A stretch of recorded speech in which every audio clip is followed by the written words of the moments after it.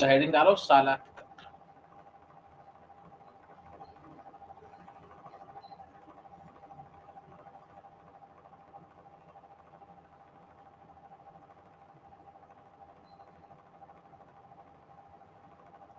सालाक्य तंत्र लिखो,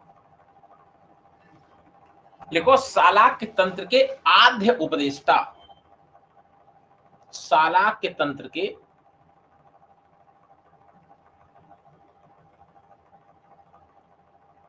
आद्य उपदेष्टा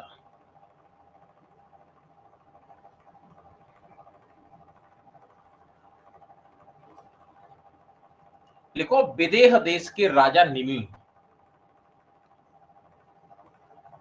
विदेह देश के राजा निमि, विदेह देश के राजा निमि सालाक तंत्र के आद्य उपदेष्टा है। अतः सालाक्य तंत्र को इसलिए या अतः सालाक्य तंत्र को विदेह तंत्र या निमि तंत्र कहा जाता है।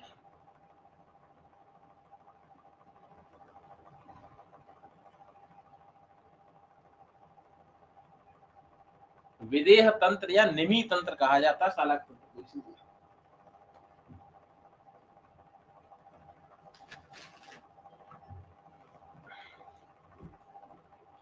क्या कहा जाता है, विदेह तंत्र या निमि तंत्र। सालाक्य तंत्र को सालाक्य तंत्र इसलिए भी कहते हैं, सालाक्य माने होता है कि जिसमें सलाका से सभी कर्म किए जाएं, सलाकया यत् कर्मम क्रियते तत् सालाक्यम। जहां चिकित्सा के लिए किसका यूज किया जाता है, सलाका का। इसके जितने भी इंस्ट्रूमेंट होते हैं रॉड शेप होते हैं।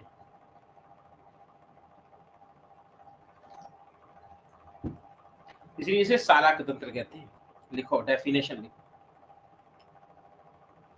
लिखो सुश्रुत सूत्र 1।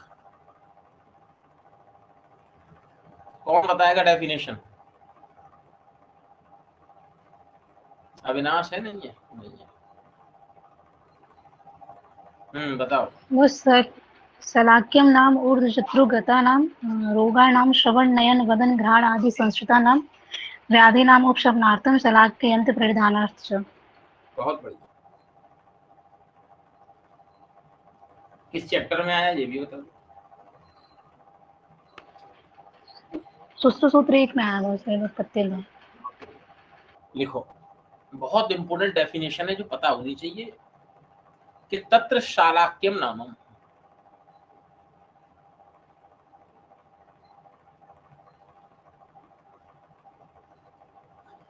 ऊर्ध्व जत्रुगतानां रोगाणां,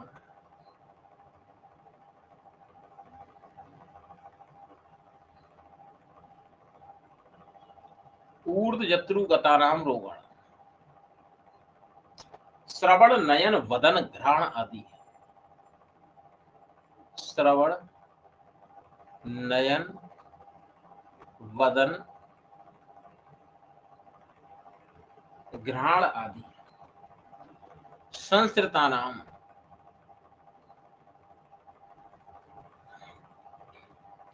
व्याधीनां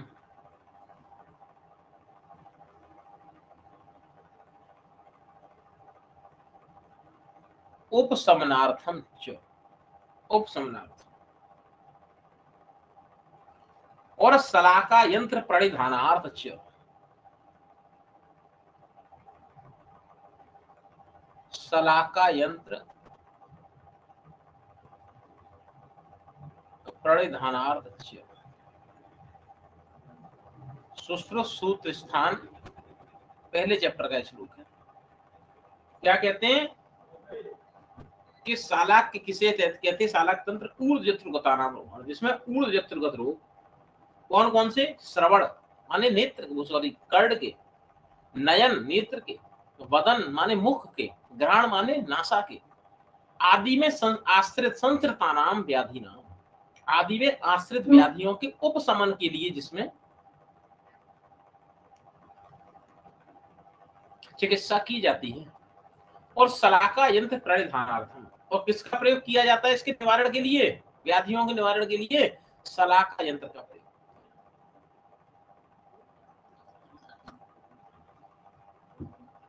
अंतरा मिश्रा, सलाका यंत्र कितने प्रकार के?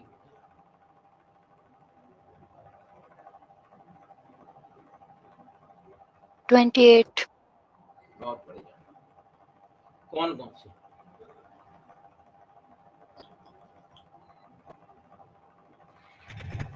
वर्णन आया है ना, 1 1 2 2 3 3।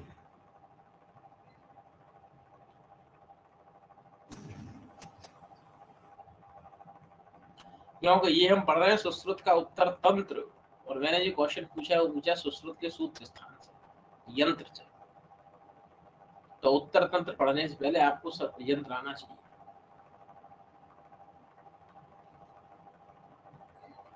सर इसमें कुछ का तो मुझे याद है, जैसे 2 वाले जो थे वो शरपुंख 2 था, सर्पफड़, गंडूपद, ये सारे 2 हैं। मसूर दल और बडिश, मसूर दल, बडिश, शरपुंख, गंडूपद और सर्पफड़, ये सारे 2 हैं।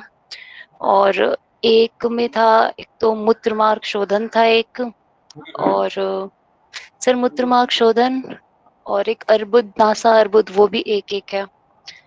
और इसके अलावा अग्निकर्मल में सर एक गर्वी आकृति 3 था। बहुत बढ़िया। और एक जम्बू वदनानी, वो भी 3 है। और अंकुश वदनानी, ये दोनों वदनानी वाले 3 है। और एक सर, हाँ अग्निकर्म वाले हैं ये। और एक वो भी था, करपास कृतोष्ण था, वो 6 सबसे अधिक। बहुत बढ़िया। चलो अभी उसे पढ़ा देंगे क्या है, ठीक है। अब ये चीजें बड़ी बेसिक है, जो भी शब्द आए, देखो जैसे हम लोग इंग्लिश पढ़ते हैं, और इंग्लिश पढ़ते पढ़ते कोई ऐसा शब्द आ गया मान लो जो हमें नहीं आता, तो हम लोग क्या करते हैं, तुरंत डिक्शनरी देखते नहीं देखते हैं? पहले डिक्शनरी देखा करते थे, अब तो सीधा नेट पे डाल देते हैं, गूगल बाबा बता देते हैं। तो यहाँ कौन गूगल बाबा बताएगा? यहाँ बताएगा शास्त्र। बस आपको ये पता होना चाहिए कहाँ मिलेगा, ठीक है। जैसे आया शालाक्यम नाम, ऊर्ध्व जत्रुकता नाम। ऊर्ध्व जत्रुकता आप व्याधि बचपन से पढ़ रहे हैं, अजब से आयुर्वेद में आए। फिर उन्होंने बता दिया, लेकिन श्रवण, नयन, वदन, घ्राण आदि संस्कृता नाम व्याधि नाम उपशमनार्थम, लेकिन सलाका यंत्र परिधानार्थम। तो मान लो तुम वायवा देने बैठे हुए, पूछ ले कि बेटा सलाका तंत्र किसे कहते हैं, इसके सलाका यंत्र से क्या तात्पर्य लिया गया। और वायवा चल रहा है सालाक्य का, शल्य का वायवा भी हुआ नहीं है, फंस गए। अब वो याद तो है नहीं होगा, वो वायवा तो अभी हुआ नहीं, लेकिन फंसा लेगा, ठीक है। तो ध्यान रखना, लिखो। तो ये बात हो गई सालाक्य की। लिखो बाघभट्ट, ये तो सुश्रुत की बात होगी। लिखो बाघभट्ट।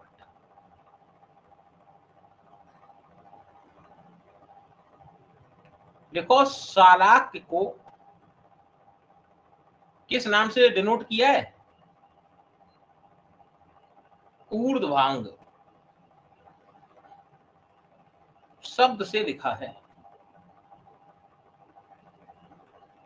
काय बाल ग्रह ऊर्ध्वांग, काय बाल ग्रह ऊर्ध्वांग शल्य भ्रष्टाचार, ठीक है। लिखो, लिखो हारी। बहुत प्यारी परिभाषा, बहुत प्यारी, और बहुत फेवरेट परिभाषा टीचरों की। शालाक तंत्र के टीचर्स की बहुत फेवरेट परिभाषा है। किसी को याद है तो कोई सुनाए, फिर मैं तो बताइए।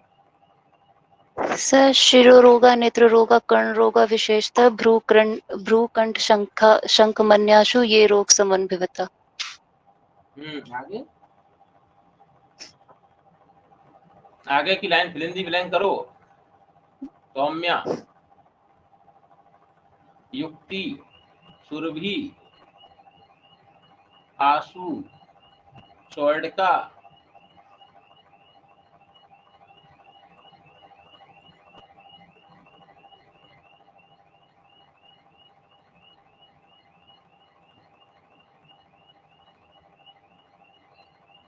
अरे बताओ भाई,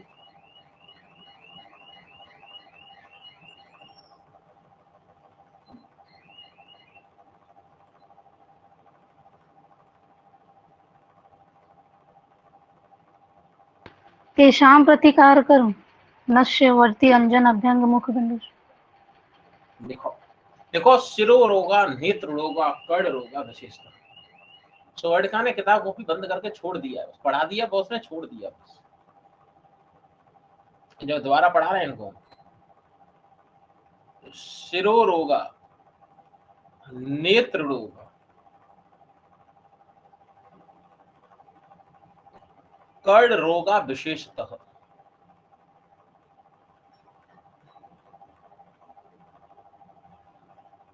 भ्रू, कंठ, शंख मन्यासु, ये रोगा संभवंत ही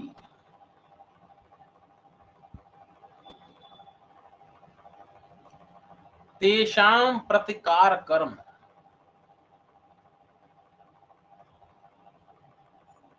नस्य वर्त्य अंजरानि च अभ्यंग मुख गंडूस क्रिया।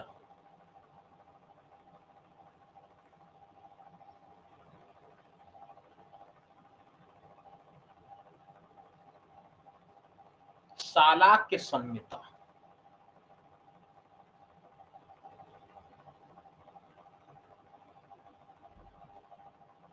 संहिता नहीं है, सालाक्य संहिता, सालाक्य में सम्मिलित किया।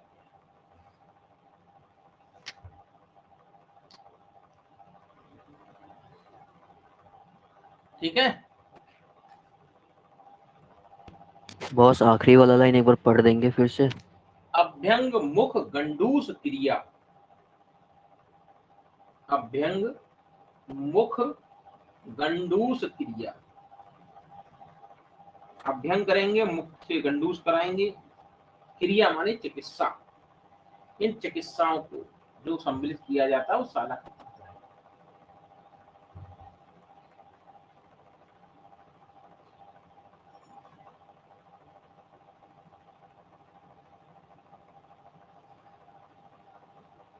सुश्रुत ने इसकी बहुत अच्छी परिभाषा दी है सूत्र 3 में, लेकिन मतलब नहीं बनता उसका।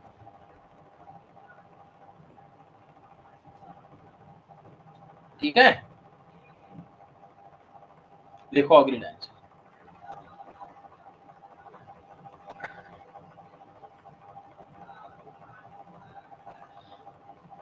तो सालू चौरसिया बता रही हैं कि आचार्य सुश्रुत ने सालाक्य तंत्र का वर्णन कहाँ किया है। बहुत सुश्रुत निदान 16 में और चिकित्सा 22 में। अरे डॉक्टर साहब, मैं पूछ रहा हूँ, क्वेश्चन तो सुन लो पूरा मेरा। आचार्य सुश्रुत ने सालाक्य तंत्र का वर्णन कहाँ किया है? उत्तर तंत्र बॉस 1 से 26 में। कैसे किया है? बॉस 1 से लेके 19 तक नेत्र रोग है और 20 से 21 नेत्रनासी कर्ण रोग है। फिर 22 से 24 में नासा है और 25 और 26 में शिरो रोग है। बहुत बढ़िया। तो लिखो, लिखो सुश्रुत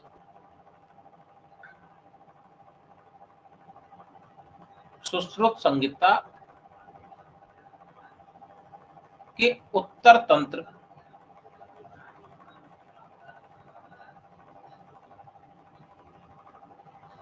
के 66 अध्याय में,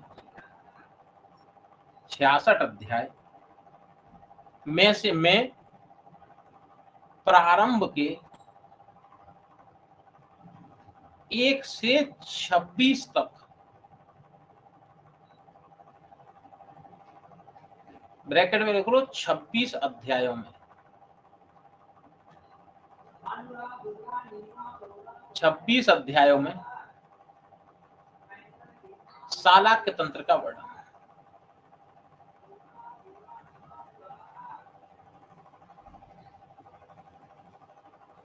आज ही मैंने पढ़ाया था। तो सुश्रुत उत्तर तंत्र 1 से 19 तक नेत्र रोग, 20 21 और 22 कर्ण रोग, सॉरी 20-21, 1 2 3, 22, 23 और 24 नासा रोग, 25 और 26 कर्ण रोग का वर्णन। याद करने का तरीका 1 2 3, ठीक है। तो हमने अपने हिसाब से याद कर दिया, तो अपने हिसाब से याद करना। 4 हैं नेत्र, कर्ण, नासा और सिर, नेक नासी।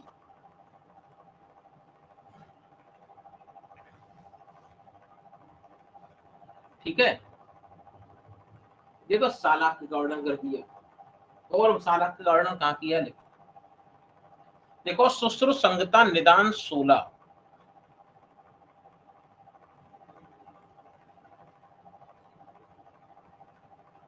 निदान 16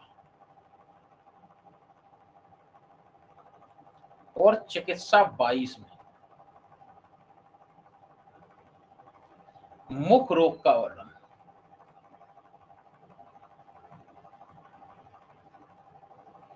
क्योंकि क्या आया है, श्रवण नयन बदन।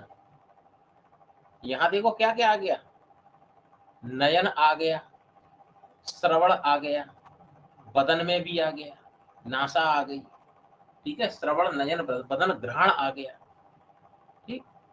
नेक नासियां सिरो आएगा।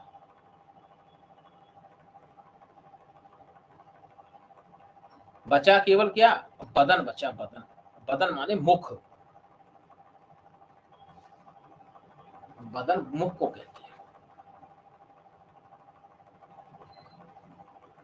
और हारित की परिभाषा देखो, बहुत प्यारी परिभाषा दोबारा से, क्या शिरो रोगा, नेत्र रोगा, कर्ण रोगा विशेषता, और भ्रू कंठ शंख मन्यासु ये रोगा संपत्ति, ठीक है।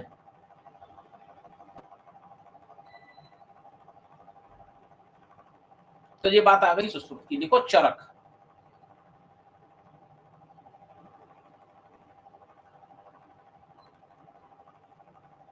देखो चिकित्सा 26, चिकित्सा 26 चैप्टर का नाम क्या है, कौन बताएगा। त्रिमर्मी चिकित्सा अध्याय। त्रिमर्मीय चिकित्सा अध्याय, त्रिमर्मीय।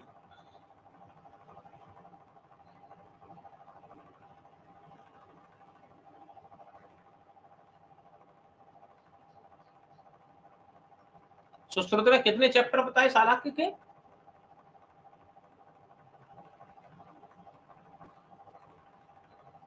क्यों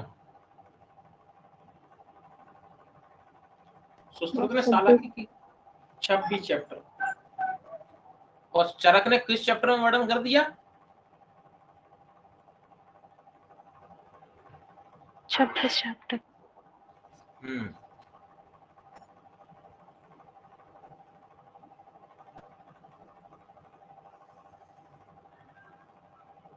ठीक है।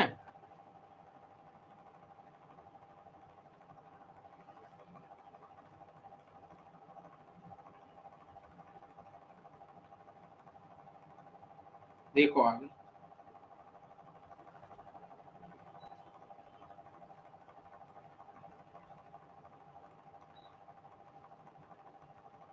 देखो अष्टांग हृदय,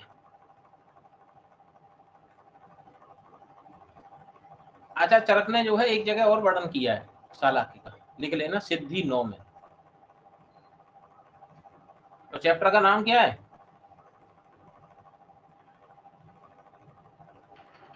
त्रिमर्मी अध्याय। त्रिमर्मी चिकित्सा अध्यायी नाम है इस चैप्टर का भी। यहाँ सिरो रोगों का वर्णन किया है, ये बड़ा कोइंसिडेंस है, त्रिमर्मी सिद्धि अध्याय, ठीक है। लिखो, लिखो अष्टांग हृदय, सालाक्य का वर्णन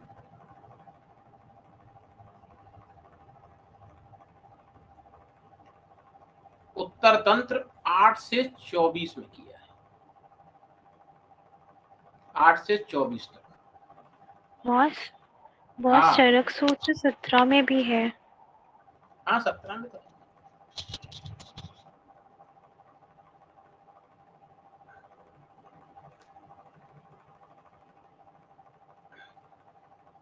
वहां तो सभी रोगों को डिटेल किया गया।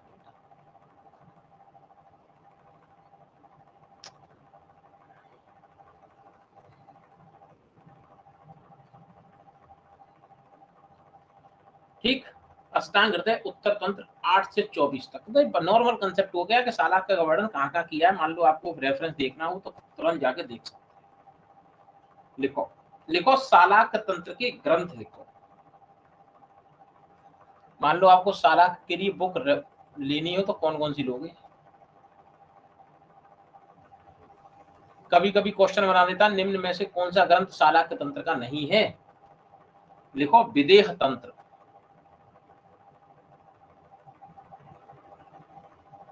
निमी तंत्र, कांकायन तंत्र,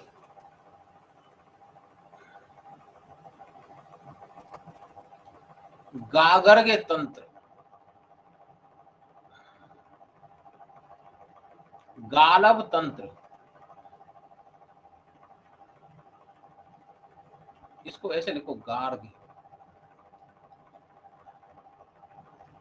गालव तंत्र, शौनक तंत्र,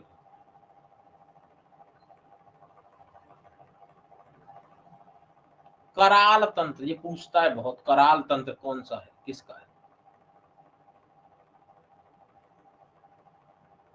सात्यायकी तंत्र,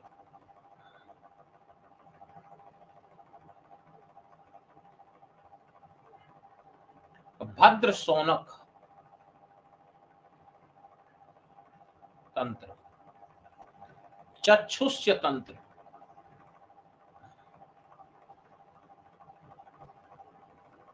कृष्ण आत्रेय तंत्र,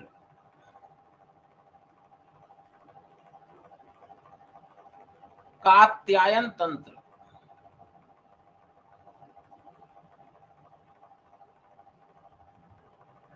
ये देखो जरा गिन के कितने हो रहे हैं? 12 हो रहे हैं क्या?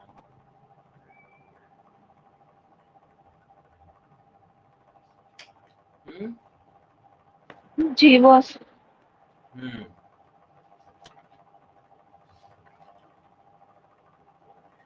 ठीक है। बॉस ये सारे तंत्रों के नाम याद करने हैं क्या? अरे लो, नाम याद क्या करना है, पता होना चाहिए। ये क्वेश्चन बनता है कभी कभी के जो है कौन सा तंत्र किस शास्त्र का है। क्वेश्चन कभी कभी बनता है कराल तंत्र निम्न में से सालाक तंत्र का ग्रंथ है। सिंपल क्वेश्चन बना दिया।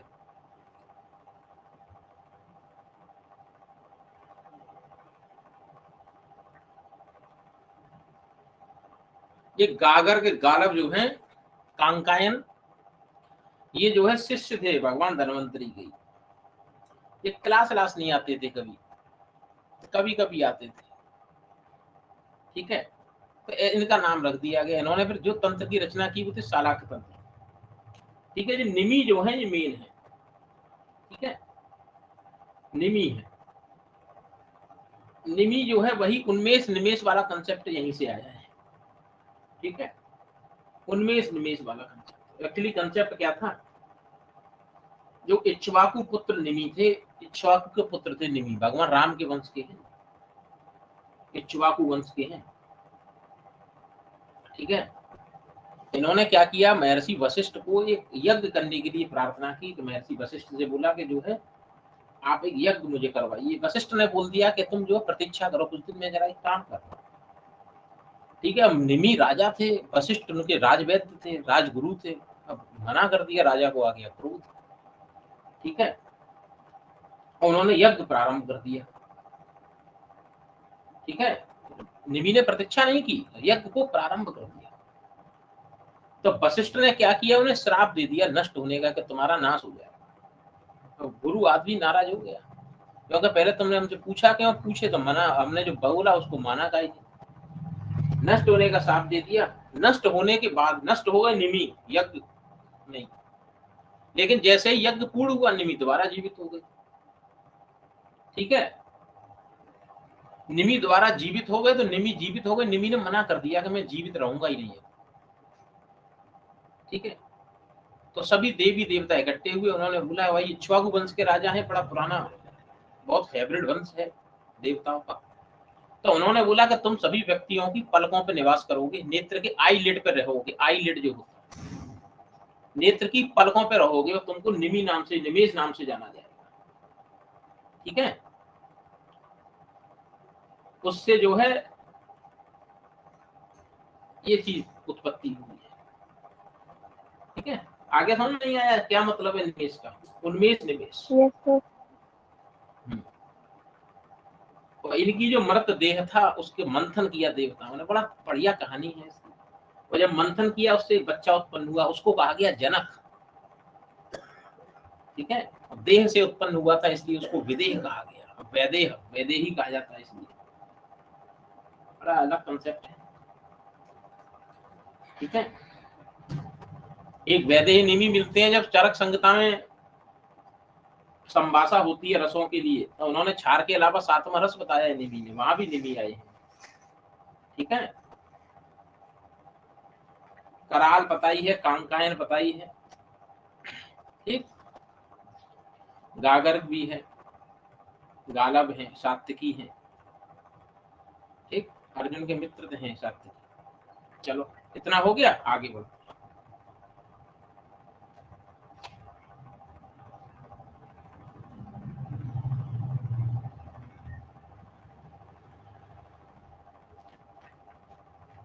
देखो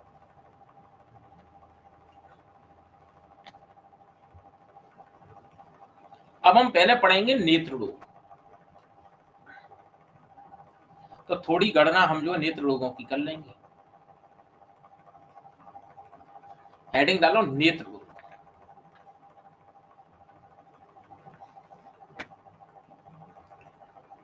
हेडिंग डालिए नेत्र रोग।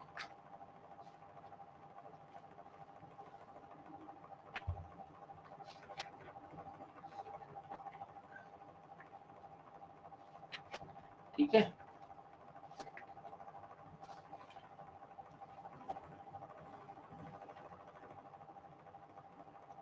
चलो पढ़ के देखते हैं। नेत्र रोग हेडिंग डाल दिया है। पहले नेत्र रोग पढ़ेंगे कितने प्रकार के होते हैं। ये साला के जितना सिंपल लगता है बेटा उतना सिंपल है नहीं, बहुत रोग हैं छोटे छोटे, हालत हो जाती खराब पड़ती। देखो चरक, चरक ने नेत्र रोग माने 4 या 96, या तो केवल 4 या 100 में 4 कम। ठीक, देखो कराल और चक्रपाणी इन्होंने 96 माने। देखो सुश्रुत और विदेह वही निमि राजा, क्योंकि देह से मंथन करके उत्पन्न हुए थे, विदेह कहा गया। देखो 76, यही 76 है। हम जब पढ़ते हैं, क्या पढ़ते हैं, जो कौन सा ब्लाइंडनेस कंट्रोल प्रोग्राम कब आया?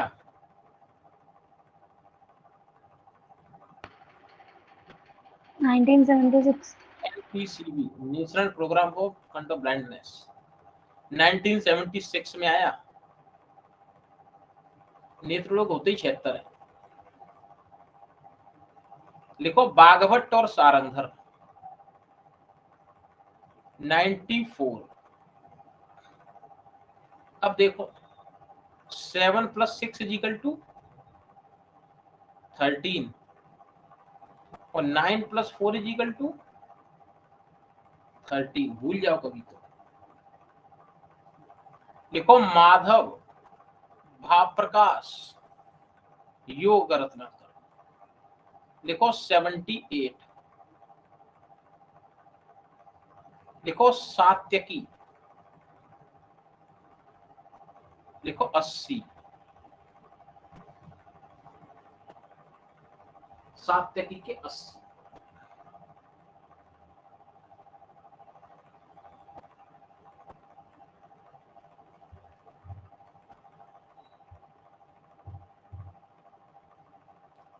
सात्यकी के 80।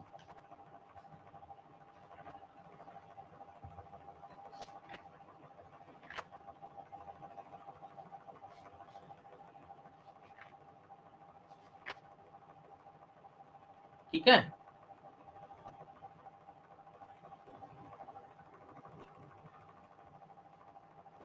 लिखो।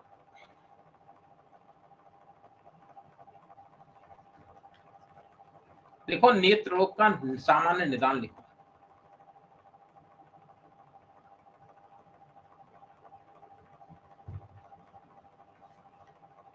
सामान्य निदान। पहले तो हेतु पता होना चाहिए ना, निदान पता होना चाहिए। देखो नेत्र रोग कैसे उत्पन्न होते हैं। लिखो उष्ण अभितप्तस्य।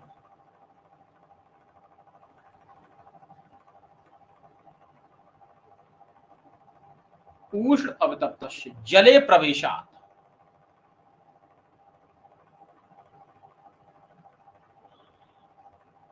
उष्ण अभितप्तस्य जले प्रवेशात्। मानो धूप से आ रहे हैं, बहुत तेज धूप हो रही है और सीधा एसी वाले रूम में आके सीधा बैठ गए।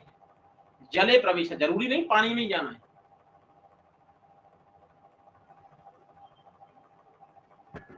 ये तो उस समय की कंडीशन थी कि आदमी आता था, घर में तालाब था, सीधा आए और तालाब में कूद गए, तो वो तो ठीक है, उस समय का निदान था।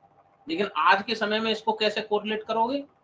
उष्ण अभितप्तस्य, बाइक चला के आ रहे हैं, पता पड़ा लखनऊ से जो है बनारस चले आए बाइक से, या लखनऊ से पंजाब चले गए, बनारस से पंजाब चले गए बाइक से, और सीधा एसी रूम में जाके अरे भाई बहुत गर्मी है। और जैसे ही प्रवेश करोगे नेत्र रोग होने की संभावना है। देखो दूर एक क्षणार्थ, बहुत दूर की वस्तुओं को देख रहे हैं। और स्वप्न विपर्यात। स्वप्न विपर्यात माने रात्रि में नहीं सो रहे हैं, दिन में सो रहे हैं, दिवा स्वप्न कर रहे हैं। लिखो प्रसक्त संरोधन। प्रसक्त संरोधन, कोप, शोक। प्रसक्त माने लगातार, अत्यधिक, रोदन रो रहे हैं, क्रोध कर रहे हैं, शोक कर रहे हैं, क्लेश कर रहे हैं, या फिर अभिघात, एक्सटर्नल चीजें चल रही हैं। मैथुन,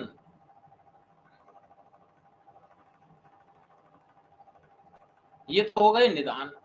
कैसे, बिहार वाले निदान। आहार में सुक्त, आरनाल, अम्ल, कुलथ,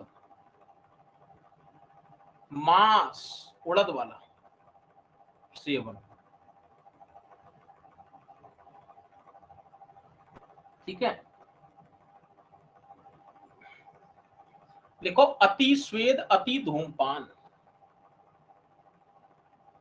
अति स्वेदन, अति धूमपान,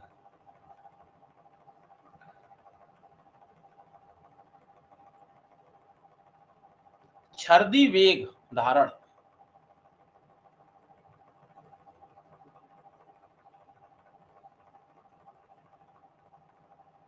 अश्रु वेग धारण,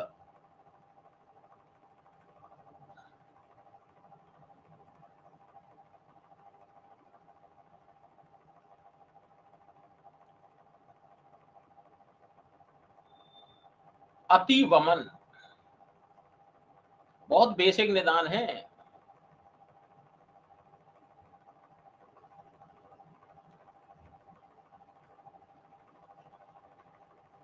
बहुत बेसिक।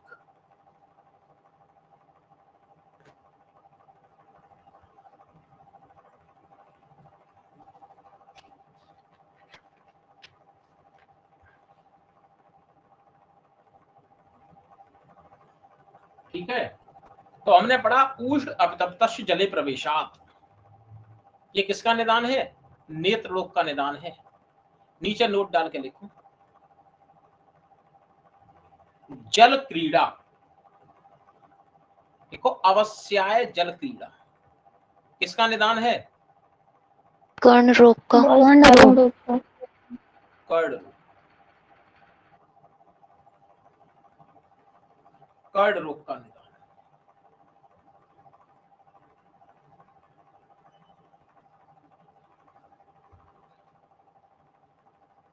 ठीक है,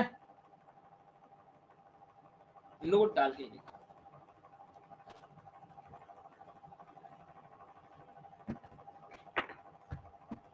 यहां तक सब समझ में आ रहा है अनुराग?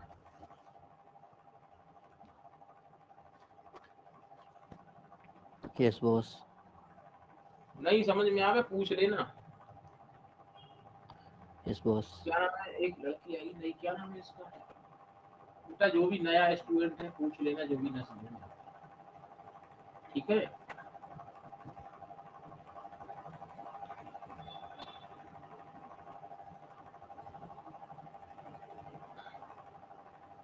क्या नाम है इस लड़की का? सुरभि नाहर, जैसिका नहीं है? जैसिका बेटा समझ आ रहा है? यस सर, समझ में आ रहा है। नहीं समझ में आवे तुरंत पूछो, उसको आगे बढ़ाने की कोई आवश्यकता नहीं। ठीक है, लिखो, नोट डाल के ही लिखो।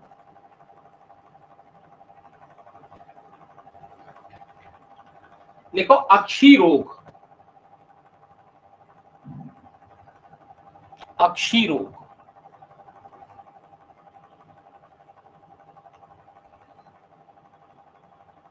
आचार्य चरक ने सूत्र स्थान 7 में अश्रु वेग धारण जब व्यक्ति करता है,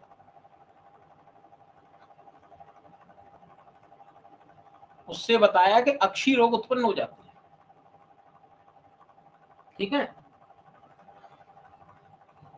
और लिखो इसमें अक्षी गौरव, ये किसकी वजह से उत्पन्न होता है? देखो निंद्रा वेग धारण से, निंद्रा का वेग धारण करने से आंखें भारी होने लगती है ना, लेकिन अश्रु वेग धारण करने से अक्षी रोग हो जाते हैं। ठीक है, अश्रु कहो या वाष्प कहो, बात एक। बस आपने इसका रेफरेंस क्या बताया था? चरक सूत्र 7। नोट में लिखो, लिखो अष्टांग हृदय, अष्टांग हृदय। लिखो दृष्टि वध, दृष्टि वध कौन बताएगा किस वेग को धारण करने से होता है? अविनाश, सौम्या।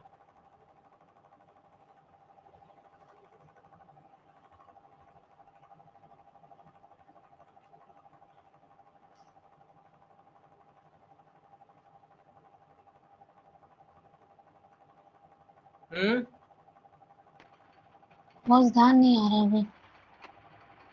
अविनाश शुक्ला, अंतरा मिश्रा।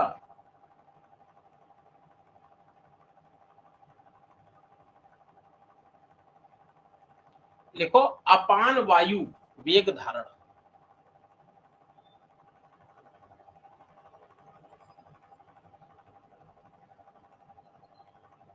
वर्ड आया पूरा दृष्टि अग्नि वध।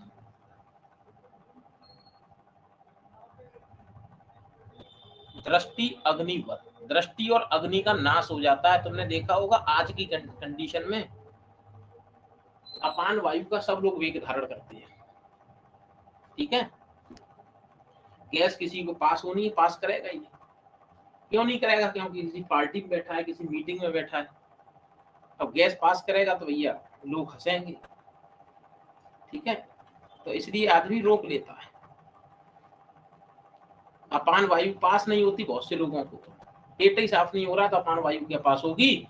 तो देखो तुमने देखा होगा दृष्टि भी गड़बड़ हो जाती है और अग्नि माने जठराग्नि तो गड़बड़ है, ये भूख है डॉक्टर साहब, भूख नहीं लगती है और कोई डॉक्टर नहीं पूछता है कि ये बताओ भाई साहब अपान वायु गैस वगैरह पास हो रही, पेट साफ होता है कि नहीं होता अच्छे से। इस समय वर्तमान की 90% पॉपुलेशन की प्रॉब्लम है ये, और ये भी 90% पॉपुलेशन की प्रॉब्लम है, दोनों सबके चश्मा चढ़ा हुआ है पेट न साफ होने के कारण। अपान वायु वेग धारण है। आ रहा समझ में नहीं आ रहा?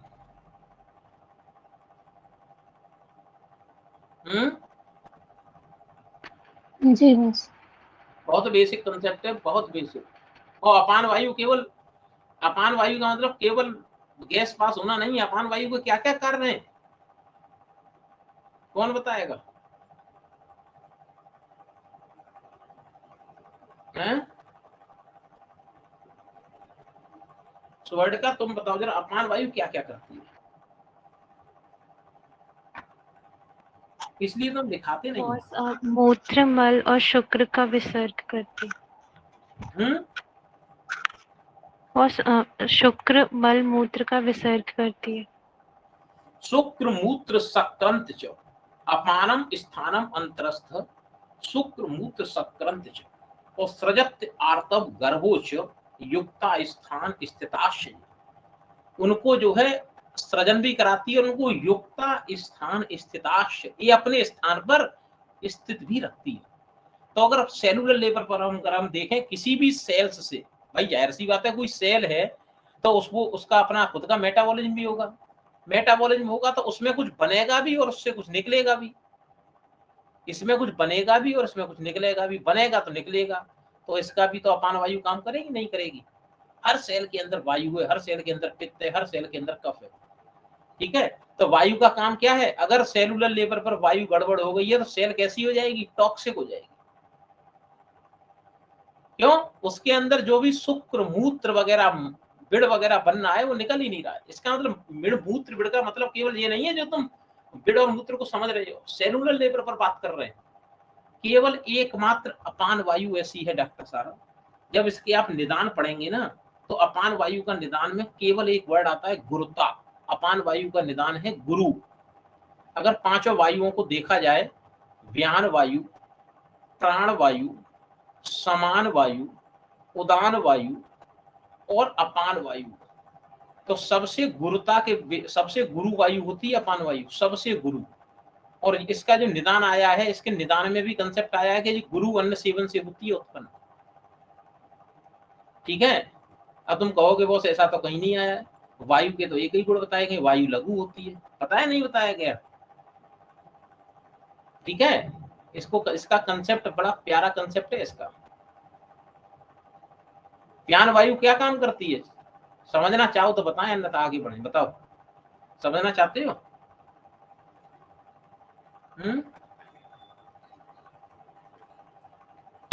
जी बस। जी बॉस। तो फिर व्यान वायु का कर्म बताओ, व्यान वायु क्या करती है?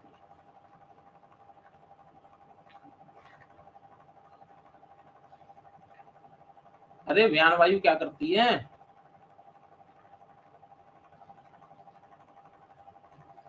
क्या समझा सर देह बता। हाँ बहुत बढ़िया।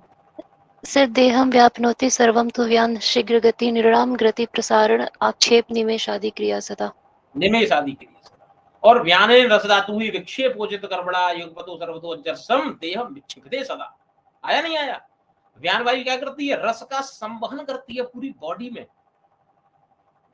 क्या करती है, रस का। और कार्डियक साइकिल का टाइम कितना होता है, 8 सेकंड। 8 सेकेंड। तो हो गई सबसे लघु, नहीं हो गई है? 0.8 सेकंड में खेल खत्म, रस का संवहन, और पूरी बॉडी में फेंक देती है, पूरी बॉडी में संचरण कर जाती है। कितने समय में? केवल 0.8 सेकंड। प्राणवायु क्या करती है, स्थीवन छबथु उद्गार श्वास आहार आदि कर्म। प्राणवायु, श्वास और आहार। श्वास का टाइम कितना होता है, क्या चेक करते हैं हम, 16 पर मिनट चेक करते, नहीं चेक करते, पल्स रेट, इसका ये टाइम। समान वायु, समान वायु का और गुरु होती है, पहले व्यान, फिर प्राण, फिर उदान, फिर समान, फिर अपान। ये इनके गुरुता का क्रम, ये गुरुता बढ़ती चली जाती है। और प्राणवायु क्या करती है, श्वास आहार आदि कर, श्वास प्रश्वास प्रक्रिया में प्राणवायु का उल्लेख आया है। और उदान वायु क्या करती है, वाक प्रवृत्ति प्रयत्न ऊर्ज बल वर्ण आदि कर। और समान वायु क्या करती है, भोजन को पचाती है और भोजन को विभक्त करती है, किसमें, उसमें सार और पित्त का विभाजन। और अपान वायु क्या करती है, उसको पचाती, सबसे ज्यादा समय भोजन को पचाने में कम से कम 6 से 7 घंटे लगते हैं, सबसे ज्यादा समय। इसलिए गुरु अन्न का गुरु वर्ड आया है इसमें, जब इसका निदान पढ़ते हैं तो इसमें गुरु वर्ड आया, इसलिए वर्ड आया है। अगर हम पेशेंट को ट्रीट कर रहे हो, पेशेंट की हमने प्रॉपर हिस्ट्री नहीं ली कि डॉक्टर साहब ये दिक्कत है, अपान को हैंडल ही नहीं कर पाओ। आया समझ, नहीं आया?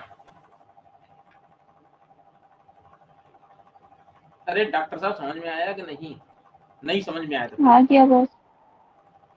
भूल जाओगी तो फिर 2 दिन बाद। अभी समझ में आ गया तुमसे, 2 दिन बाद पूछा जाएगा, सब भूल जाओगे, ठीक है? इसलिए जब जो है अपानगत दृष्टि होती है वायु की गुरु अन्न के साथ में, तो कभी भी हम क्या नहीं करते, दीपन पाचन नहीं करते। क्या देते हैं, मृदु अनुलोमन चीजें देते हैं। क्या देते हैं, मृदु अनुलोमन। क्या दिया जाता है, मृदु और अनुलोमन। मृदु द्रव्य दिए जाएंगे, अनुलोमन करा दिया जाएगा, अपान वायु नॉर्मल हो जाएगी, ठीक है? ध्यान रखेंगे। और तुम्हें मिलेगा ऐसा पेशेंट, कफ आप अपान है या कोई भी अपान, देखो तुम पढ़ो, कहाँ पढ़ा रहे थे, कहाँ चले आए, वात व्याधि घुस गए। हाँ, कर्ड रोग का निदान हो गया, दृष्टि अग्निबंध का कंसेप्ट हो गया। चलो आगे बढ़ते हैं।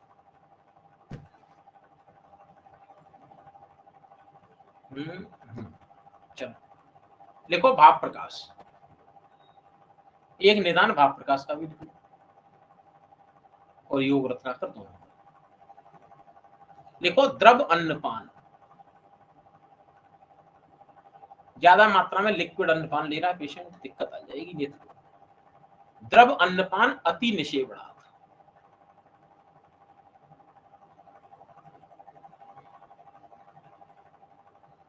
और विड़ मूत्र मूत्र वात क्रम, विड़ मूत्र आगे देखो, वात क्रम निग्रह, इनको रोक रहा है।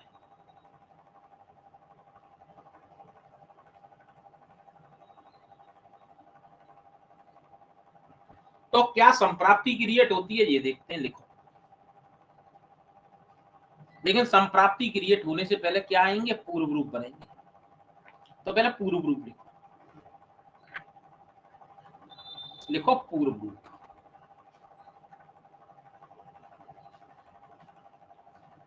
लिखो तत्र आविलम, तत्र आविलम। कैसे पहचानोगे, नेत्र रोग उत्पन्न होने वाले, तत्र आविलम। नेत्र कैसे हो जाएंगे, आविल हो जाएंगे, गंदे हो जाएंगे।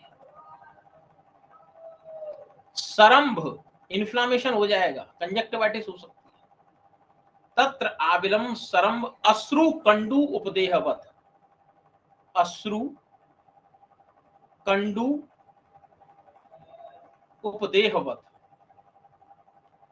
इन्फ्लामेशन हो जाएगा, शोथ हो जाएगा, अश्रु युक्त है, कंडू युक्त है और मल युक्त हो जाएंगे, उपदेह युक्त। और लिखो, लिखो गुरु गुरुसा तोद राग आध्य जुष्टम। नेत्र में गुरुता आ जाएगी, नेत्र में तोद होगा, सुई चुभने जैसी पीड़ाएं, नेत्र में राग हो जाएगा, रेडिस हो जाएंगे। और लिखो च अव्यक्त लक्षण,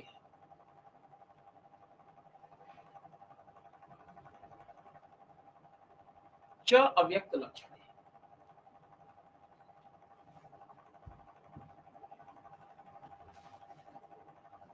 च अव्यक्त लक्षण है।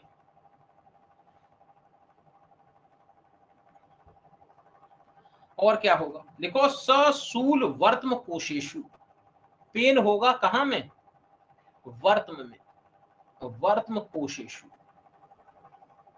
जो आई लिड है, वर्तम कोश है, उसमें पेन होने लगेगा, सूल होने लगेगा। और सूक पूढ़ाव मेव च, ये तुमने एक दो जगह ही पढ़ा होगा, लेकिन यहां भी आता है, सूक पूढ़ाव मेव च, नेत्र जो है ऐसे हो जाएंगे जैसे नेत्र में धान का सूक भर दिया किसी ने, सूक पूढ़ाव मेव च,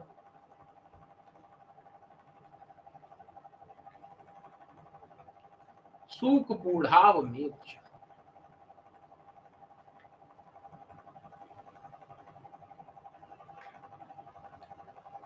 और लिखो, लिखो विहन्यमानम रूपे वा, विहन्यमानम रूपे वा, जो रूप है उनको कैसा देखता है, विहन्य देखता है, ठीक है, प्रॉपर नहीं देख पाता। वा क्रिया स्व अक्षी यथा पुरा, और नेत्र की क्रिया कैसी हो जाएगी, विहन्यमान हो जाएगी, प्रॉपर नहीं देख पाएगा।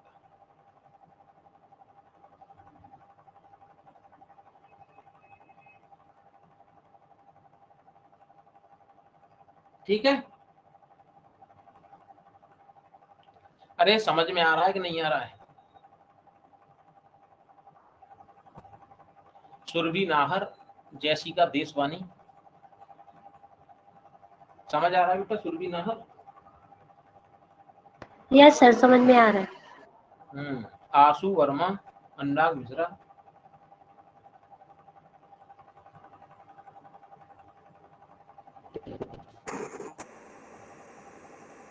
ठीक, ये इसके सामान्य पूर्व रूप हैं। तो सूक पूढ़ाव मेवच, तुमने सूक पूढ़ाव और कहां पढ़ा है, कौन बताएगा।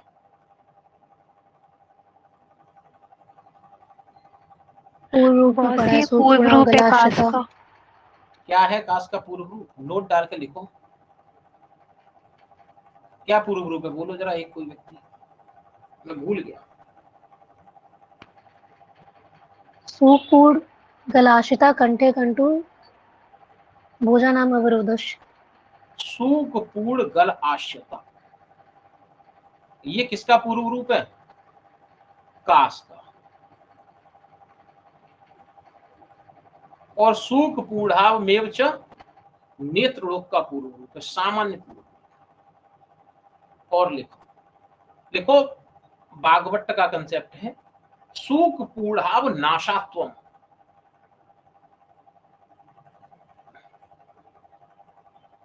सूक पूढ़ाव नाशात्व, लिखो नासा सोस, नासा सोस का लक्षण। आजकल ये ट्रेंड चल रहा है ना मैच द कॉलम का, इसलिए लिखा है सूक पूढ़ाव नाशात्व।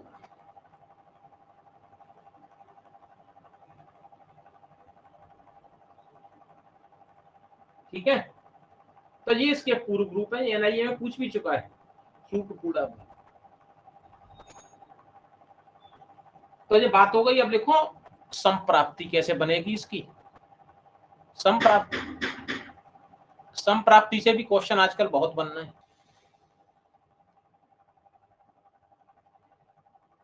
तो संप्राप्ति लिखो इसकी, संप्राप्ति कैसे होता है,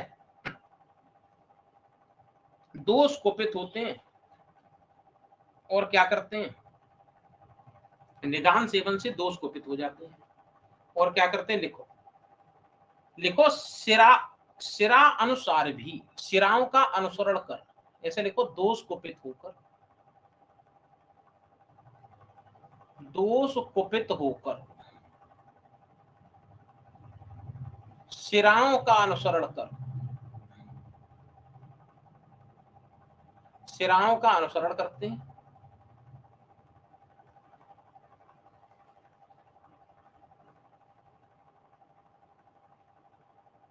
और नेत्र रोग उत्पन्न होता है।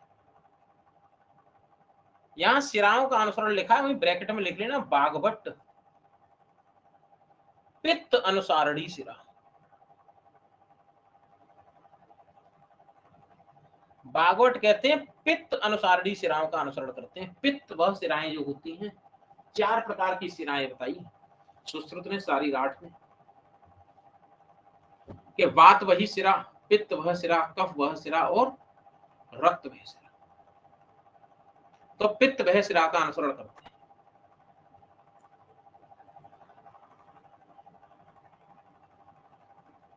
ये पूछ चुका है पीएससी। अब चिकित्सा क्या करेंगे इसकी? वो चिकित्सा है जो तुम बचपन से पढ़ते आ रहे हो आयुर्वेद जगत में, जब से तुम जन्म लिए। देखो, संक्षेपत क्रिया योगो निदान परिवर्जन। बेटा ये सबकी चिकित्सा नहीं है, ये नेत्र रोगों की सामान्य चिकित्सा है। संक्षेपतः क्रिया योगो निदान परिवर्जन।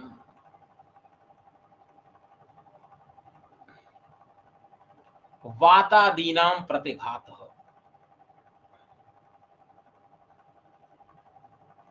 वातादीनां प्रतिघातः प्रोक्तो विस्तारतः।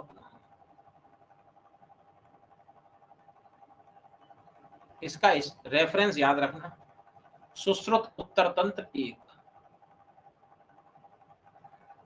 और इस चैप्टर का नाम भी बहुत खतरनाक है, बहुत इंपोर्टेंट है। कौन बताएगा इस चैप्टर का क्या नाम है? सुश्रुत उत्तर तंत्र 1 का औपद्रविक अध्याय। औपद्रविक अध्याय। औपद्रविक,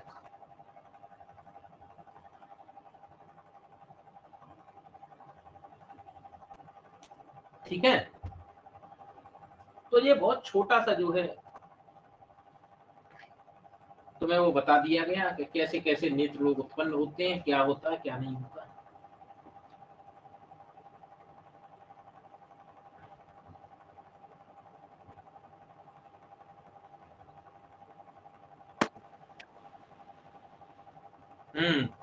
बॉस किसी डॉक्टर हाँ की बात क्या? क्या बॉस ये प्रतिघातन डॉक्टर की बात क्या है? विस्तारत पुनः, विस्तारत पुनः।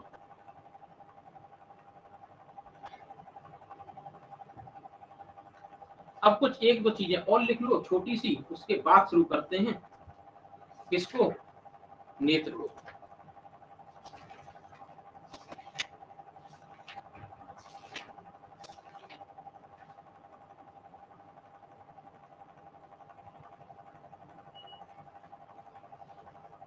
लिखो लिखो, आचार्य सुश्रुत ने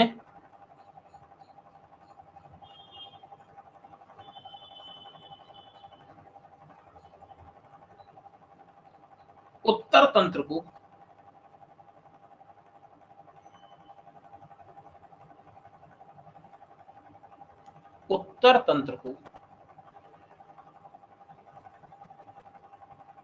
लिखो दुर्गाद। दुर्गाद। रिपीट कर दीजिए। आचार्य सुश्रुत ने उत्तर तंत्र को दुर्गाद, दुर्गाधस्य अम्बुधैर्य, अम्बुधैर्य अर्थात अत्यंत गहरे समुद्र के समान, अत्यंत गहरे समुद्र के समान।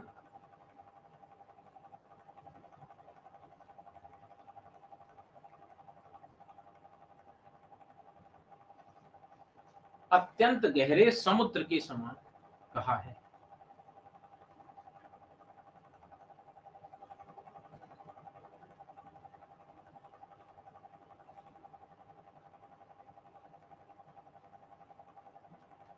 और लिखो क्या क्या कहा है। लिखो समुद्र इव गंभीरम, समुद्र इव गंभीरम नैव शक्य चिकित्सितम।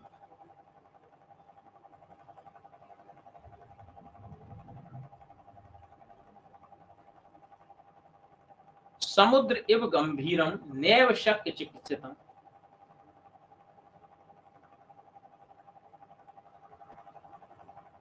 इसका रेफरेंस याद रखेंगे हम लोग, सुश्रुत उत्तर तंत्र 19 लास्ट चैप्टर में नेत्र। क्या समुद्र के समान अगाध या गंभीर चिकित्सा शास्त्र को, जो करोड़ों श्लोक या हजारों श्लोक में भी समग्र नहीं हो सकता, सम्मिलित नहीं हो सकता। और लिखो एक श्लोक, लिखो तद इदम बहुगूढ़ार्थम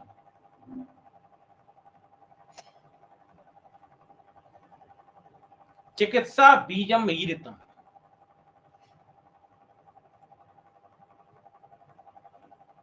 चिकित्सा बीज मीरितम।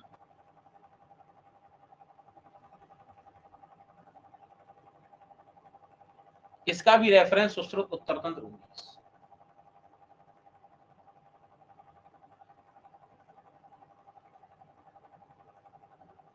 ठीक है,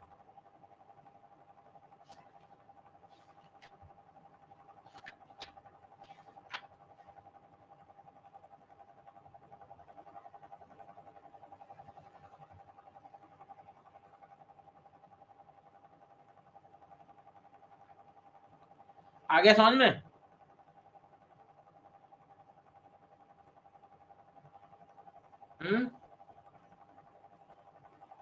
जी बॉस।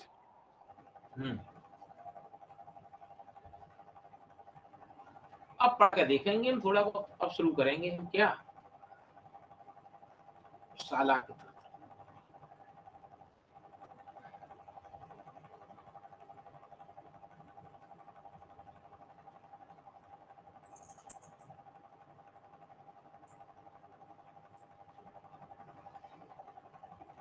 लिखो।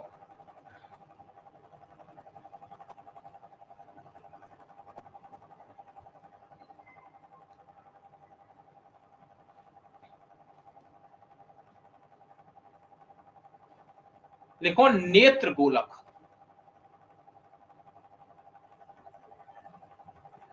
नेत्र गोलक। अब बात कर रहे हैं आई बॉल की। नेत्र गोलक की बात हो रही है। नेत्र गोलक कहो या कहो नयन बुदबुद।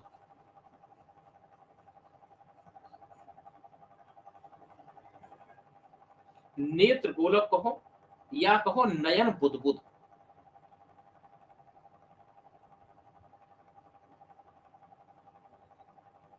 तो लिखो,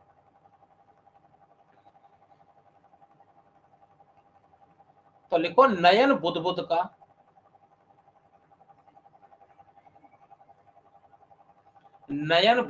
का बाहुल्य। बाहुल्य माने अंतः प्रवेश।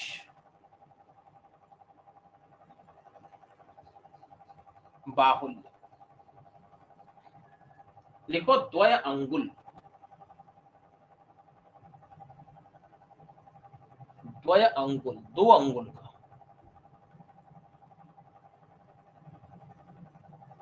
2 अंगुल का। लिखो सर्वतः। सर्वतः। सर्वतः माने आयाम और विस्तार, लंबाई चौड़ाई। आयाम और विस्तार।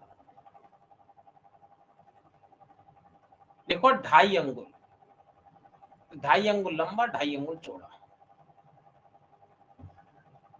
वर्ड आया स अर्ध द्वय अंगुल।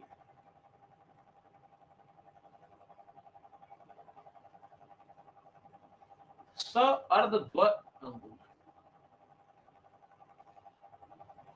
इसको कहते हैं 5/2 अंगुल भी मानते हैं, वही 2.5 अंगुल ऐसे ही निकलता है। तो प्रॉपर श्लोक क्या है? विद्यात द्वय अंगुल बाहुल्यम। समझ लो, विद्यात द्वय अंगुल बाहुल्यम। अब ये 2 अंगुल बाहुल्य तो ठीक है, लेकिन कैसे मानेंगे? देखो स्व अंगुष्ठ उदर सम्मितम। जो तुम्हारा अंगूठा है इसका जो पहला पोर है वो अंगुल है। स्व अंगुष्ठ उदर सम्मितम, उसके बराबर का, स्व माने अपने, पेशेंट के खुद के, स्व अंगुष्ठ उदर सम्मितम।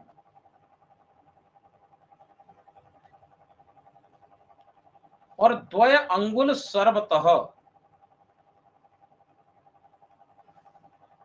सर्द स अर्ध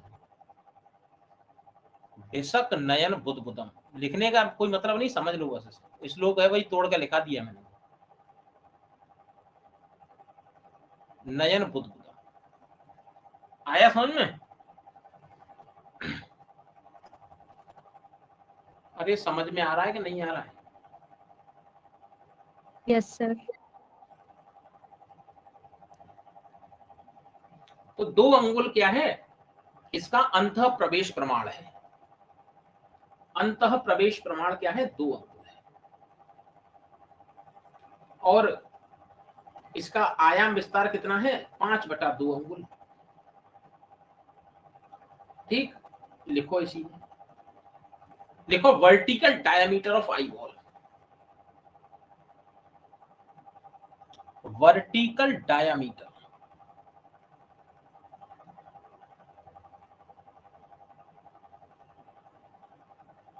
ऑफ आई बॉल, लिखो 23 mm।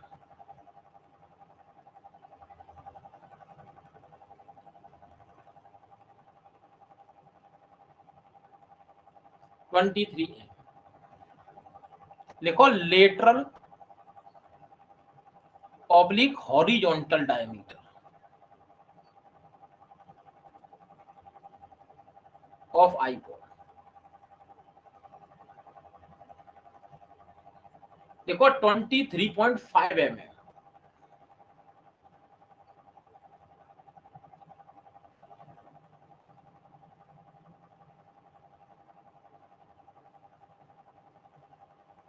देखो एंटीरो पोस्टीरियर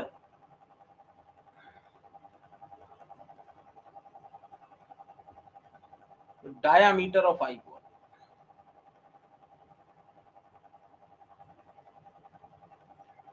24 mm।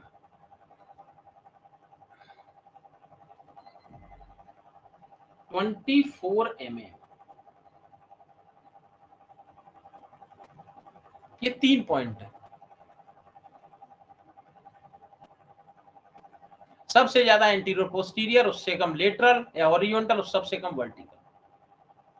लिखो, लिखो सरकमफेरेंस ऑफ आई बॉल,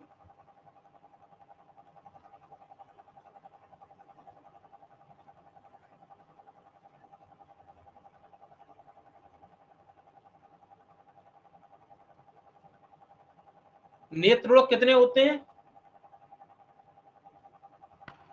76। 76। तो लिखो 75 mm, लगभग बराबर ही, ऐसे याद कर लो। लिखो volume of eye ball, volume कितना होता है आई का? लिखो 6.5 ml।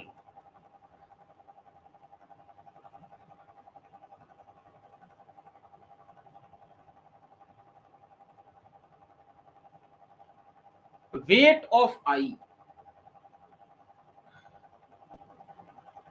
7 ग्राम।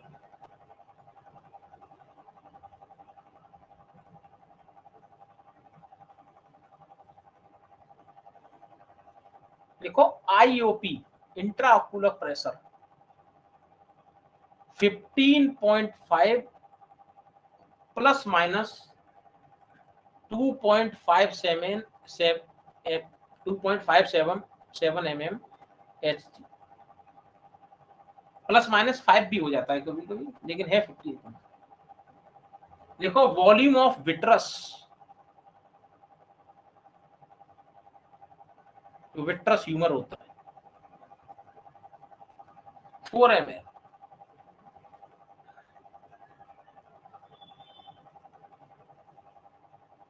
देखो थिकनेस ऑफ लेंस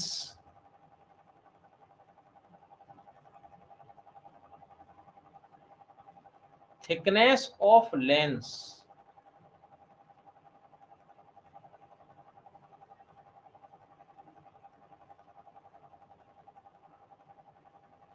देखो मैक्सिमम 5 mm,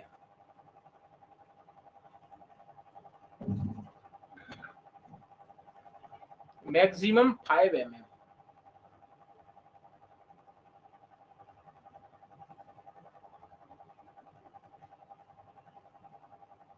लिखो weight of lens, weight of lens,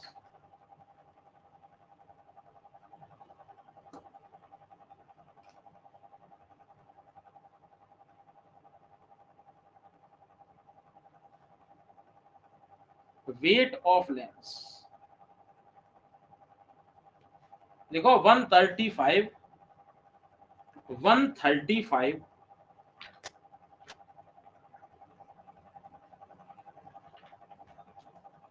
plus minus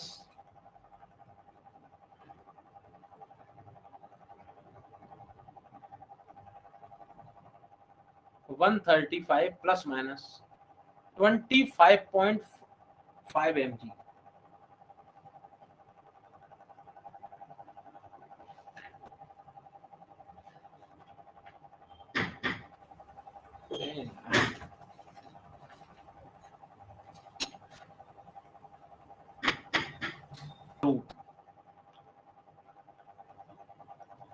नेत्र गोलक कैसा होता है? देखो सुवृत्त माने गोलाकार, गौ स्तनाकारम, सुवृत्त गौ स्तनाकार, गाय के स्तन के समान, और कैसा होता है? गोल होता है।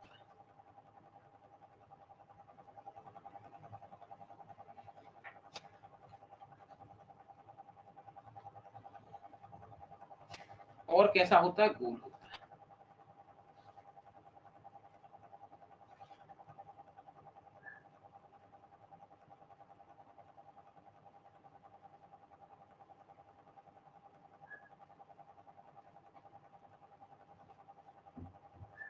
ठीक, देखो अब नेत्र गोलक जो आई बॉल जो बनी होती है वो कैसे बनी होती है लिखते हैं। जो नेत्र गोलक बना होता है सुवृत्त होता है, गाय के स्तन के समान होता है।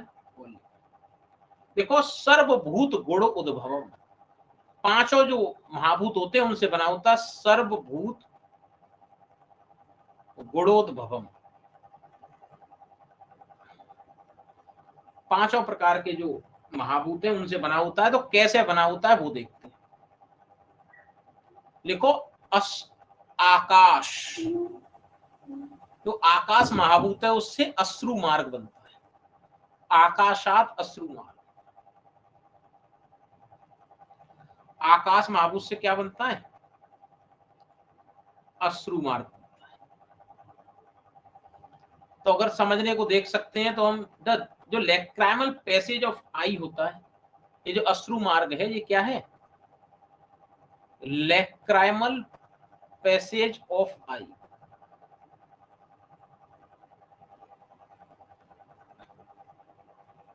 आकाशात अश्रु मार्ग।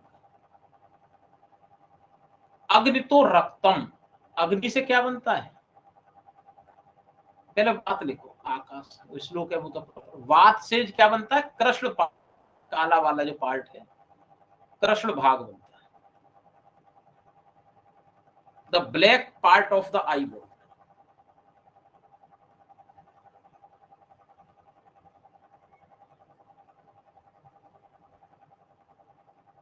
एक क्रम में लिखा रहा हूं, आकाश वायु अग्नि जल पृथ्वी। और जो अग्नि वाला पार्ट है, अग्नि महाभूत है, उससे बनता रक्त पार्ट, माने the vascular part of the eye ball.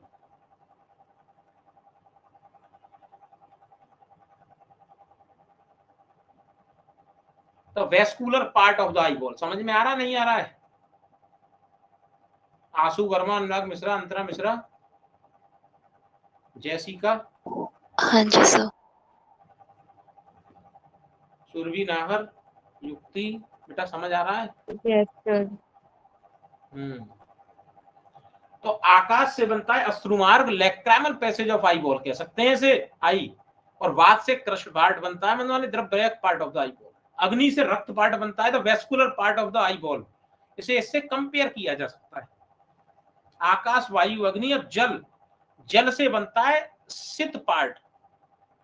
सित माने जो व्हाइट वाला पार्ट है, the white part of eye ball.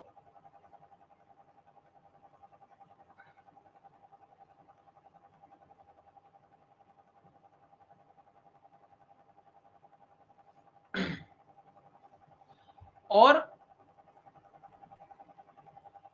पृथ्वी से क्या बनता है?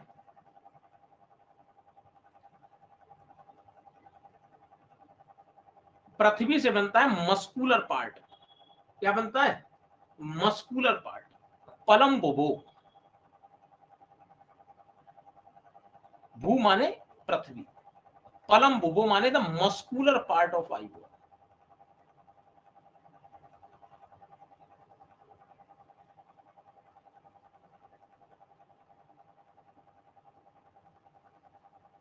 तो श्लोक कुछ ऐसा है, पलम भवो अग्नितो रक्तम वातात कृष्णम शीतम जलात आकाशात अश्रुमार्गात जायंत्रे नेत्र बुद्धि।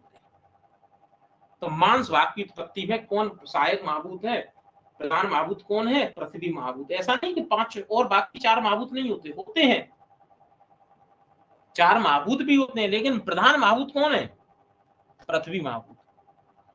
जो रक्त पार्ट बनता है अग्नि महाभूत की प्रधानता से बनता है, कृष्ण पार्ट बनता है वायु महाभूत की प्रधानता से, श्वेत पार्ट जो बनता है जल महाभूत की प्रधानता से, और अश्रु मार्ग की जो उत्पत्ति होती है लैक्राइमल पैसेज बनता है, वो आकाश महाभूत प्रधान रहता है। ठीक है, आगे समझ में नहीं आ गया?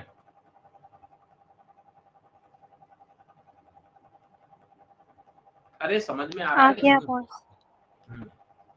देखो अब यहां तक बात हो गई। बात करेंगे किसकी? कृष्ण मंडल की और दृष्टि मंडल की। पहले तुम उससे पहले लिखो, चलो लिखते रहो ऐसे, कृष्ण मंडल और दृष्टि मंडल।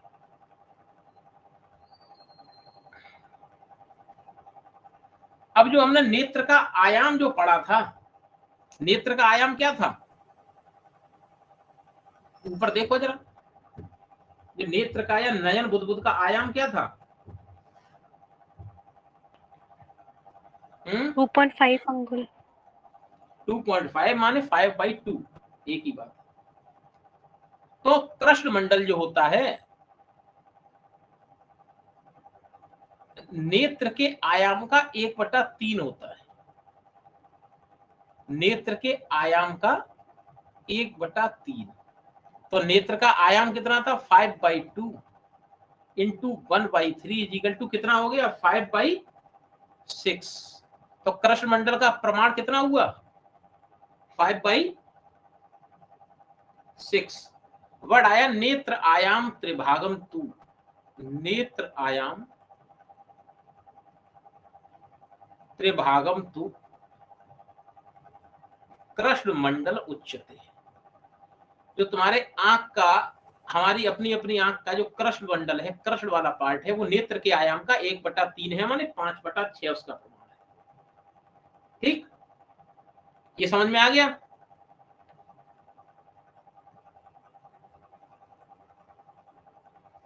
हाँ जी सर। ठीक, तो देखो आगे देखते हैं। अब बात करते हैं दृष्टि मंडल की। तो नेत्र आयाम त्रिभागम तू कृष्ण मंडल उच्चते और कृष्णात सप्तम इच्छन्ति। पहले समझ लो, कृष्णात सप्तम इच्छन्ति दृष्टिम दृष्टि विशालता।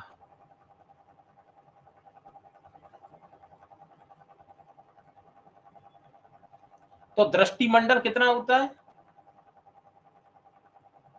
जो कृष्ण मंडल है इसका 1/7। तो कृष्ण मंडल कितना आया था हमारा? 5/6 इंटू 1/7 इजिकल टू 5/42। यही आ रहा है, देखो जरा। ये अंगुल में है।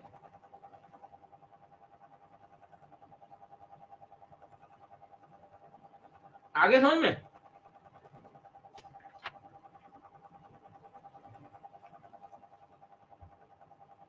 आ गया? जी बॉस। जी सर। तो नेत्र कृष्ण मंडल नेत्र के आयाम का 1/3 और दृष्टि कृष्ण मंडल का 1/7 पार्ट होती है। ठीक है, तो जो ब्लैक सर्किल जो है आई का, जो ब्लैक पार्ट ऑफ आई है, उसे क्या कहते हैं हम लोग? कॉर्निया कहते हैं कृष्ण मंडल को। ठीक है, और दृष्टि को क्या कहते हैं? हम प्यूपिल कहते हैं। दृष्टि मंडल को क्या कहते हैं? प्यूपिल। इसको क्या कहते हैं? कॉर्निया। ठीक, देखो अब लिखो नोट डाल के इसी में। देखो सुश्रुत सूत्र 35, जहां प्रमाण बताया आचार्य सुश्रुत ने पूरी बॉडी का, तो वहां दृष्टि मंडल के लिए क्या कहा है? लिखो नवम तारकांश दृष्टि। नवम तारकांश दृष्टि। ये कोई पूछे तभी लगा ना, नहीं तो यही वाला कंसेप्ट चलता है। नवम तारकांश दृष्टि अर्थात तारक, तारक माने कृष्ण मंडल, कृष्ण मंडल का 1/9 दृष्टि होती है। कृष्ण मंडल का 1/9, और कृष्ण मंडल कितना था? 5/6, इसका 1/9, 9×6 = 54, ये आएगा। लेकिन ये पूछता नहीं है नॉर्मल।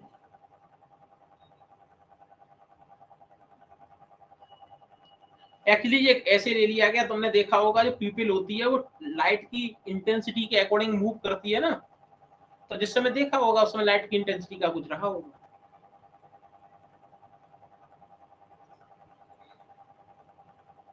आया समझ में? नहीं आया यहां तक?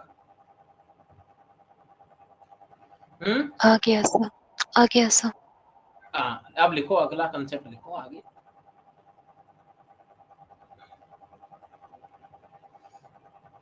आगे का कंसेप्ट पढ़ते हैं। लिखो नेत्र में, नेत्र में क्या क्या होता है? लिखो MSP, MSP मंडल, संधि और पटल, 5, 6 और 6। नेत्र में 5 मंडल होते हैं, 6 संधियां होती हैं और 6 पटल होते हैं।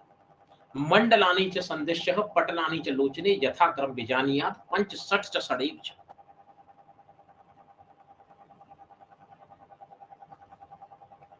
ठीक है, अब मंडल की बात करते हैं कि मंडल क्या होता है। तो मंडल कौन कौन से होते हैं? लिखो हेडिंग डालो मंडल। मंडल जो होते हैं वो 5 होते हैं, अभी हमने पढ़े। पहला जो मंडल होता है ये वो होता है पश्चिम मंडल।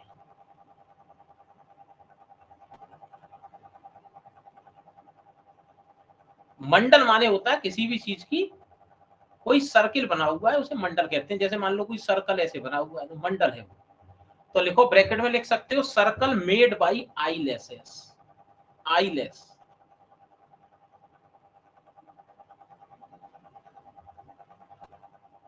Circle made by eyeless. Number 2 लिखो वर्त्म मंडल। देखो नेत्र में जैसे जैसे चीजें होती हैं वही है, पहले आईलेस होते हैं फिर आई लिड होती है।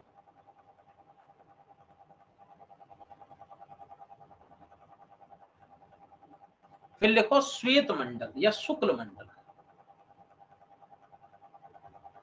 यह है sclera, circle made by sclera.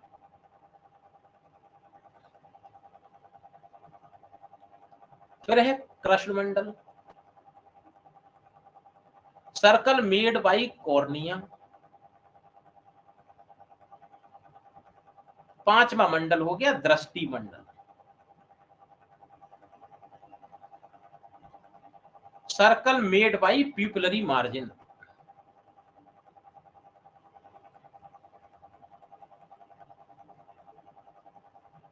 और ये 5 मंडल हो गए, P V S K D.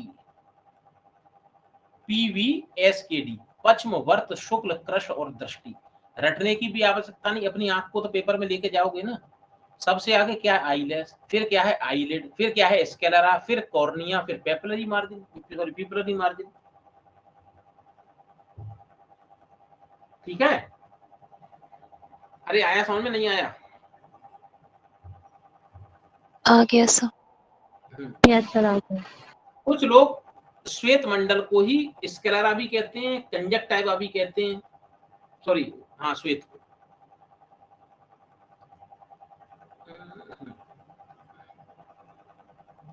दृष्टि मंडल को कुछ लोग लेंस वाला भी पोर्शन मान लेते हैं। ठीक है, लिखो बागवट, इसी में लिखो बागवट।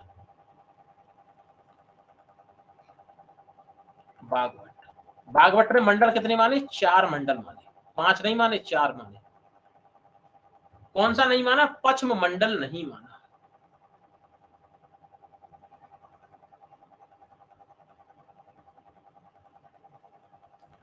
पश्चिम मंडल नहीं माना। अब बात आती है संधि की, लिखो संधि। अब संधियां बनेंगी किसमें? इन्हीं मंडलों में तो बनेंगी। पश्चिम में वर्त में भी संधि बनेगी, वर्त में शुक्ल में बनेगी, शुक्ल में कृष्ण में बनेगी, कृष्ण में दृष्टि में बनेगी। तो देखो 1 संधि, 2 संधि, 3 संधि और 4 संधि। 4 तो यही हो गई, और संधि थी कितनी? 6। तो लिखो नंबर 1 पश्चिम वर्तमगत,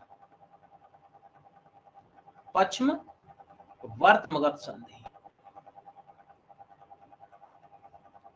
जंक्शनल एरिया बिटवीन आईलेस और आईलिड। नंबर 2 वर्त्म शुक्लगत संधि, वर्त्म शुक्लगत आईलिड और स्क्लेरा में, शुक्ल और कृष्णगत स्क्लेरा और कॉर्निया में, जिसे लिम्बस भी कहते हैं। चौथी कृष्ण दृष्टिगत,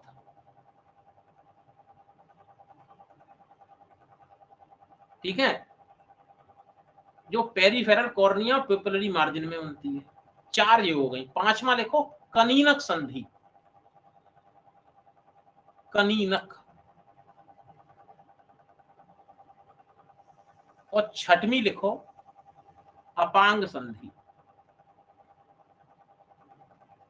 कनीनक संधि को कहते हैं इनर या नेजल कैंथस।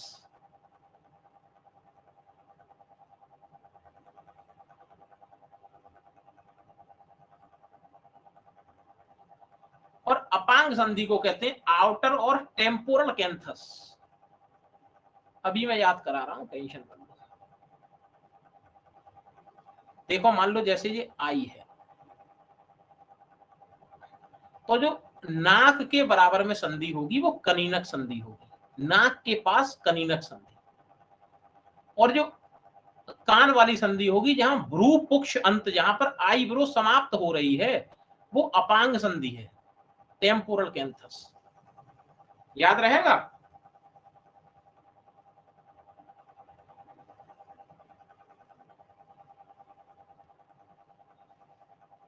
तो कनीनक संधि के ब्रैकेट में लिख सकते हो नासा के समीप, और अपांग के ब्रैकेट में लिख सकते हो भ्रू पुक्ष अंत।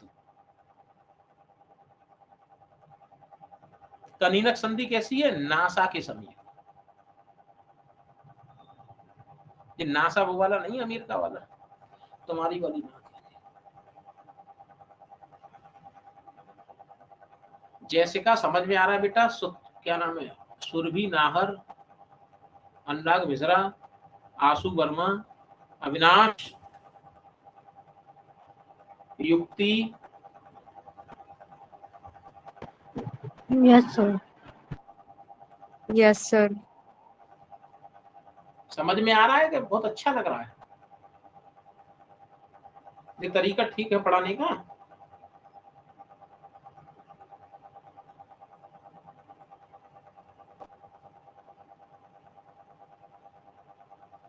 तो फाइनल ईयर में हो अभी, क्या नाम है, सुरभि?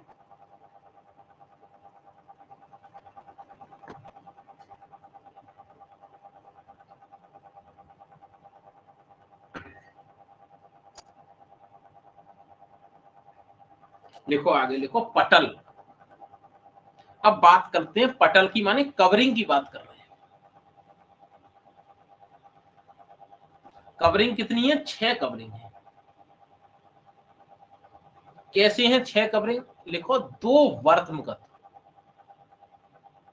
2 तो वर्तमुखत पटल होते हैं ऊपर नीचे। 4 पटल जो होते हैं वो अक्षीय गोलक में होते हैं। बहुत पेटेंट क्वेश्चन, बहुत गलत होता है क्वेश्चन। पूछता है अक्षीय गोलक में कितने पटल होते हैं, स्टूडेंट देखता ही नहीं है, सीधा 6 लगा देता है। अक्षीय गोलक में 4 पटल, तो 2 तो बाहर हो गए, एक ऊपर का आईलिड, एक नीचे का आईलिड, 2 ऊर्ध्व और अधःवर्तम हो गए। ठीक है, 4 जो है अक्षीय गोलक में पटल होते हैं। कौन कौन से होते हैं देखते हैं। लिखो, नंबर 1 लिखो, पहला पटल जो होता है प्रथम पटल, इसको कहते हैं तेजो जल आश्रित पटल। तेजो जल आश्रित पटल,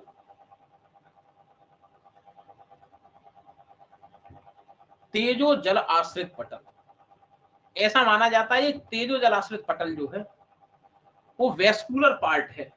एक बार दिल्ली आईपी का ये एग्जाम होता है, उसने पूछ लिया था, वेस्कुलर पार्ट है ये कॉर्निया और स्क्लेरा के द्वारा बनता है, वेस्कुलर पार्ट है, तेजो जल आश्रित पटल। दूसरा पटल लिखो, मांस आश्रित पटल। मांस आश्रित पटल, ये जो पटल है वो आयरिस और कोरोइड द्वारा बनता है। और जो तीसरा पटल है वो है मेदो आश्रित पटल।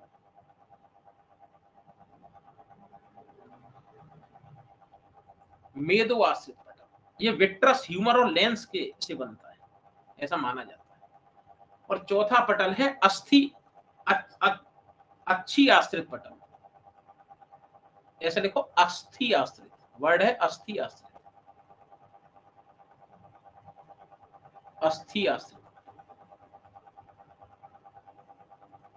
4 पटल होते हैं,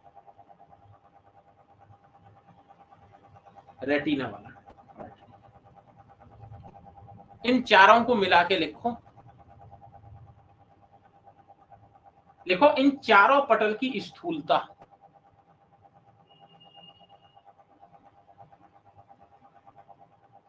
इन चारों पटल की स्थूलता दृष्टि के पंचम भाग के बराबर।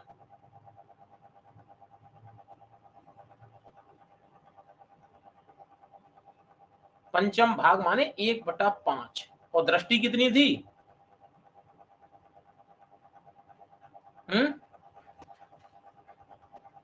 5/42। 5/42 इंटू 1/5 तो कितना बचता है? 1/40। देखो, इन चारों में दारुण तिमिर रोग होता है। इन चारों पटल में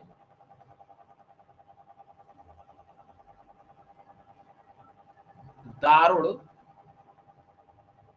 तिमिर रोग होता है।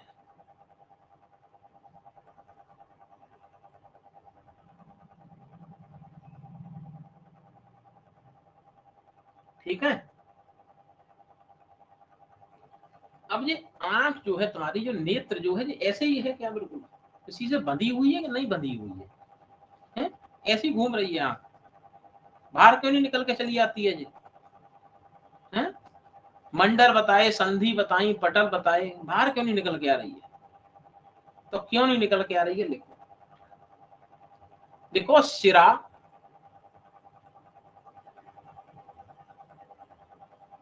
कंडरा, मेद, शिराएं माने वेसल्स, वेन्स, कंडराएं टेंडन्स, मेद माने जो एडिपोस टिश्यू है, और कालक अस्थि, कालक अस्थि, जो कार्टिलेजिनस बोन्स है, कालक अस्थि, और श्लेष्मा, ये बीएचयू में पूछ चुका कालक अस्थि। ये 5 है, लिखो ये 5 नेत्र बंधन में सहायक हैं, नेत्र को बांधे रहते हैं।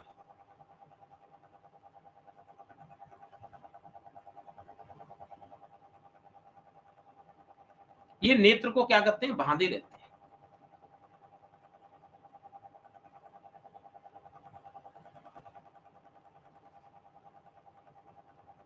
और मॉडर्न कंसेप्ट भी इसी बात को कहता है कि each eyeball maintains its position by the support of extraocular muscles, their facial sheath and pad of fat behind the eyeball। एक ही बात, ठीक है। आज पढ़ाया था ना कि सुश्रुत संहिता का अंग्रेजी अनुवाद, लैटिन अनुवाद, यही से अनुवाद हुआ, हिंदी का अंग्रेजी कर दिया, काम हो गया। बस लोगों ने समझ लिया कि बस यही सब कुछ है, ऐसा नहीं है, ठीक है। तो यहां तक समझ में आ गया, पूरा संप्राप्ति हो गया, निदान हो गया, पूर्व रूप हो गया, ठीक है।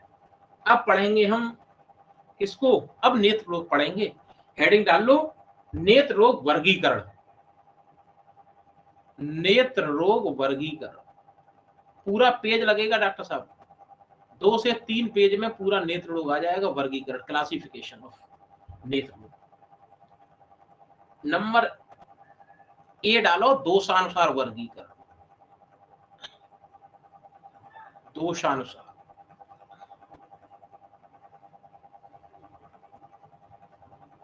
ठीक है, दोषानुसार।